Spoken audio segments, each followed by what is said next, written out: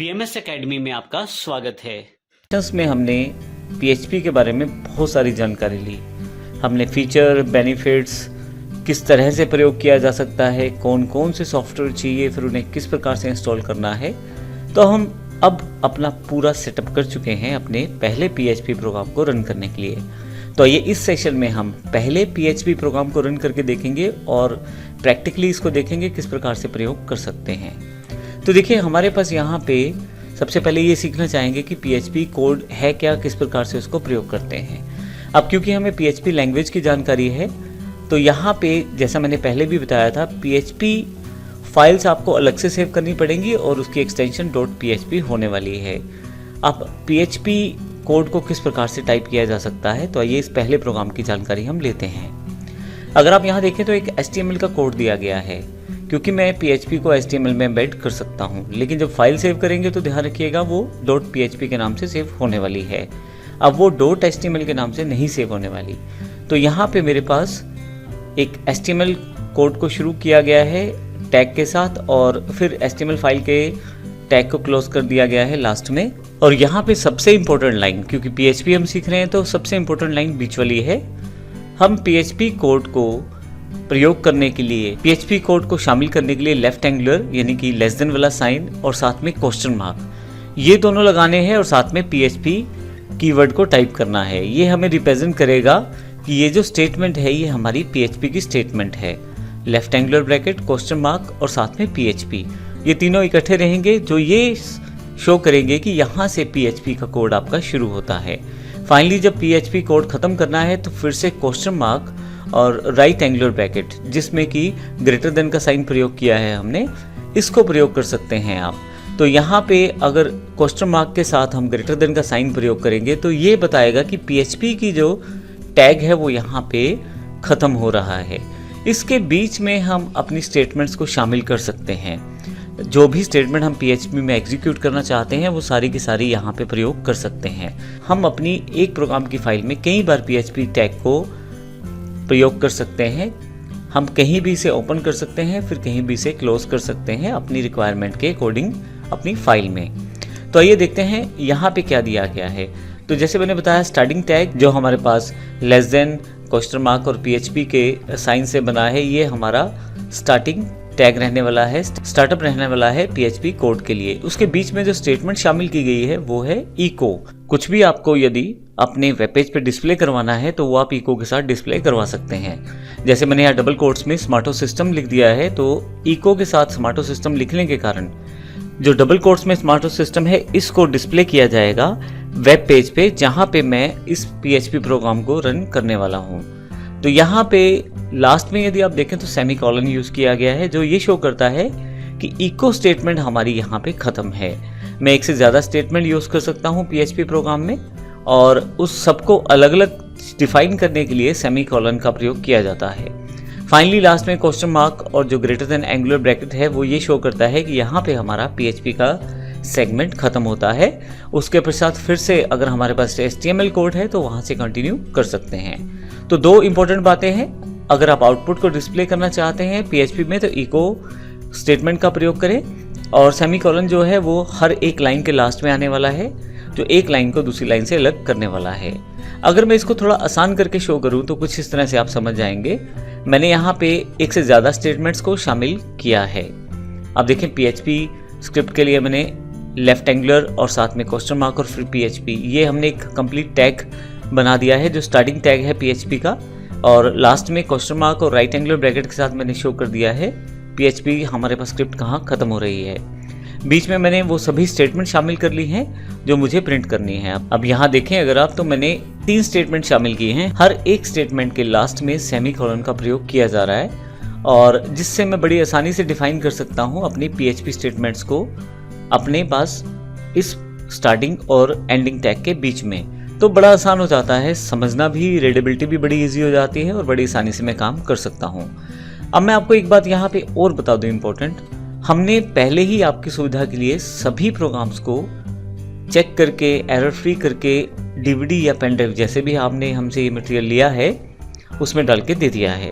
यदि किसी कारण से आपके पास प्रोग्राम नहीं अवेलेबल तो आप इसके लिए हमारी www.issstworld.com पर या www.smartosystems.in की वेबसाइट पर जाकर भी डाउनलोड सेक्शन से डाउनलोड कर सकते हैं। और यहाँ मैं बता दूँ, मोस्टली यहाँ नीचे की तरफ मैं यहाँ प्रोग्राम का नाम देने वाला हूँ। जैसे यहाँ पे hellosmarto.php है, ये हमारा पहला प्रोग्राम है PHP का, ये पहले से टाइप है। तो जब आप इसको चलाएंगे तो इजी हो जाएगा आपको समझना कि किस प्रकार इसे चलाना है। तो हमने पहले से इन्हें बनाकर रख दिया है और आप एक्सरसाइज फाइल्स में इन्हें देख सकते हैं। तो आइए शुरू करते हैं और देखते हैं ये प्रोग्राम हम कहाँ रखें, कैसे बनाएं। अब हमने सीखा है कि HTML से शुरू करते हुए लास्ट में HTML और एक सिंपल PHP का ये प्रोग्राम हमने चलाकर देखना है सबसे पहले। तो आइए शुरू करते हैं। पिछले सेशन में हमने देखा था किस प्रकार हमने Notepad++ को इंस्टॉल किया था और किस प्रकार हमने इसको प्रयोग किया था। अब यहाँ पे आइए डबल क्लिक करके ओपन करते हैं इसे। मेरे पास पहले से जो प्रोग्राम ओपन है वो आ गया है hellosmarto.php। अब यहाँ पे पहले प्रोग्राम के कोड को समझ लेते हैं। सबसे पहले HTML फाइल को मैंने ओपन किया है यहाँ से, जो कि लास्ट में क्लोज हो रही है। इसके साथ मैंने यहाँ पे बॉडी टैग को प्रयोग किया है, लास्ट में इसे भी क्लोज किया जा रहा है। और बीच में मैंने PHP कोड की एक लाइन प्रयोग की है जिसमें मैंने PHP को स्टार्ट किया है स्टार्टिंग टैग से। फिर इको का स्टेटमेंट जिसमें मैं स्मार्टो सिस्टम्स को प्रिंट करना चाहता हूँ, यहाँ मैं S टाइप कर देता हूँ साथ में। और उसके पश्चात यहाँ पे लास्ट में फिर से क्लोजिंग टैग मैंने दे दिया है जो PHP का है।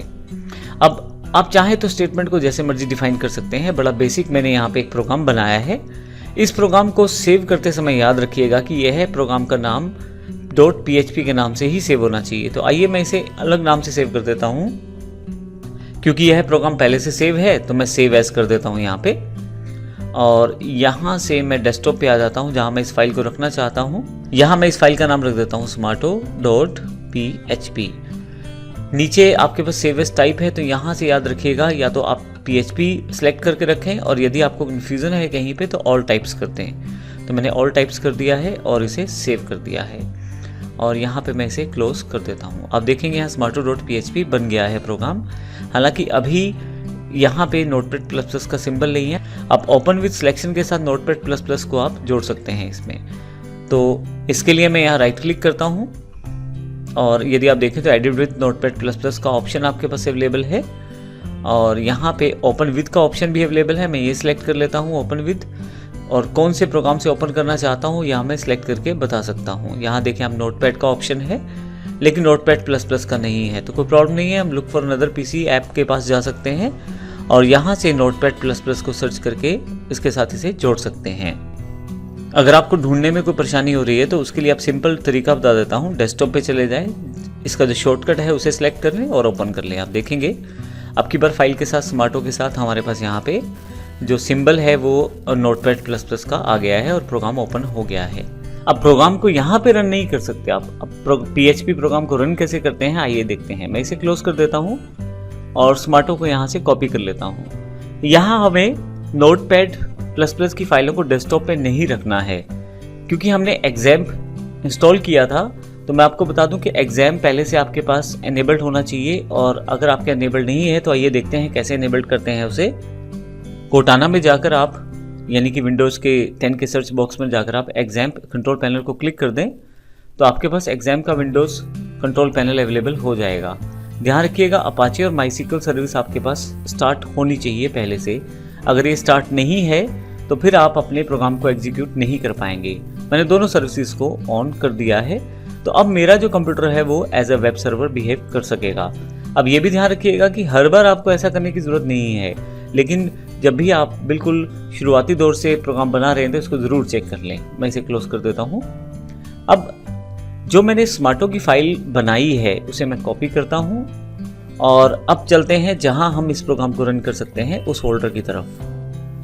आप डायरेक्टली डेस्कटॉप से अपने PHP प्रोग्राम्स को रन नहीं कर पाएंगे। जैसा कि हमने पहले भी बताया था कि आपका कंप्यूटर एक सर्वर की तरह बिहेव करने वाला है, एक लोकल सर्वर की तरह। तो उसके लिए एक खास फोल्डर में हमें ये फाइलें रखनी पड़ेंगी। PHP फाइल्स को रन करने के लिए वो खास फोल्डर हमारे पास C ड्राइव में XAMPP जो हमारा web server local web server install किया है उस पर आ जाएं और XAMPP को डबल क्लिक करें। यहाँ पे htdocs का एक फोल्डर है। यहाँ पे जो फाइल आप रखेंगे htdocs फोल्डर के अंदर वो आपकी एग्जीक्यूट हो पाएगी ब्राउजर से। तो असल में ये आपका एक तरह से सर्वर का एरिया है जहां पे आपको अपनी फाइलें रखनी है PHP की, और जब आप इन्हें एग्जीक्यूट करवाना चाहते हैं तो ब्राउजर को एज अ क्लाइंट प्रयोग कर सकते हैं। अब आप इसमें अपना एक फोल्डर भी बना सकते हैं, जैसे मैंने PHP एक्सरसाइज के नाम से PHP EXES का फोल्डर पहले से बना रखा है। अब मैं इसको डबल क्लिक कर लेता हूँ। यहाँ देखिए मेरे पास काफ़ी सारे प्रोग्राम पहले से अवेलेबल हैं और ये सभी के सभी जो है Notepad++ के साथ बाइंड है। जब आप डबल क्लिक करेंगे तो ये Notepad++ के साथ ओपन हो जाएंगे। ये जो PHP का EXES यानी कि एक्सरसाइज का फोल्डर है, ये आपको DVD या पेनड्राइव में साथ में मिला है। अगर किसी कारण से नहीं मिल पाया है तो smatosystems.in या ishTworld.com की वेबसाइट के डाउनलोड सेक्शन से जाकर भी डाउनलोड कर सकते हैं। तो मैं यहाँ पे चाहूँ तो यहीं पे डायरेक्टली स्मार्टो फाइल को कॉपी कर सकता हूँ और यहाँ पे कॉपी कर देता हूँ, और यहाँ पे जो मैंने फोल्डर अपना बनाया है PHP EXES के नाम से, यहाँ पे भी मैं पेस्ट कर सकता हूँ। देखेंगे कि दोनों में क्या फ़र्क है। तो मैंने दोनों को कॉपी कर दिया है। तो एक तरह से आपने अपने सर्वर पे अपनी फाइल्स को प्लेस कर दिया है। ये वो एरिया है htdocs जहाँ पे आप अपनी फाइल्स को रखने वाले हैं। तो आइए देखते हैं क्लाइंट यानी कि ब्राउज़र कैसे एक्सेस करेगा। इसके लिए मैं किसी भी ब्राउज़र का इस्तेमाल कर सकता हूँ। आप internet explorer, Microsoft Edge, Firefox या गूगल क्रोम का प्रयोग कर सकते हैं। मैं यहाँ पे क्रोम का प्रयोग करने वाला। अब मैंने गूगल क्रोम को ओपन कर लिया है। गूगल क्रोम यानी कि हमारा ये जो ब्राउजर है एज अ क्लाइंट काम करने वाला है। जब भी हम इसमें टाइप करेंगे रिक्वेस्ट PHP पेज के लिए, तो उस केस में यह सर्वर यानी कि एग्जाम के पास जाएगा, वहाँ से PHP की कोडिंग पिक करेगा और आपको यहाँ दिखाएगा। ध्यान रखिएगा PHP सर्वर साइड स्क्रिप्ट है तो एग्जीक्यूट उसे सर्वर साइड पे कर लिया जाएगा। यहाँ पे केवल आप रिजल्ट देख पाएंगे। तो आइए देखते हैं किस प्रकार से हम प्रयोग कर पाएंगे। सबसे पहले प्रयोग करने के लिए आप लोकल होस्ट टाइप करें और एंटर कर दें। अगर आप लोकल होस्ट टाइप करने के पश्चात ये स्क्रीन देख पा रहे हैं तो इसका मतलब एग्जाम पे आपका बिल्कुल सही तरीके से सेटअप हुआ है।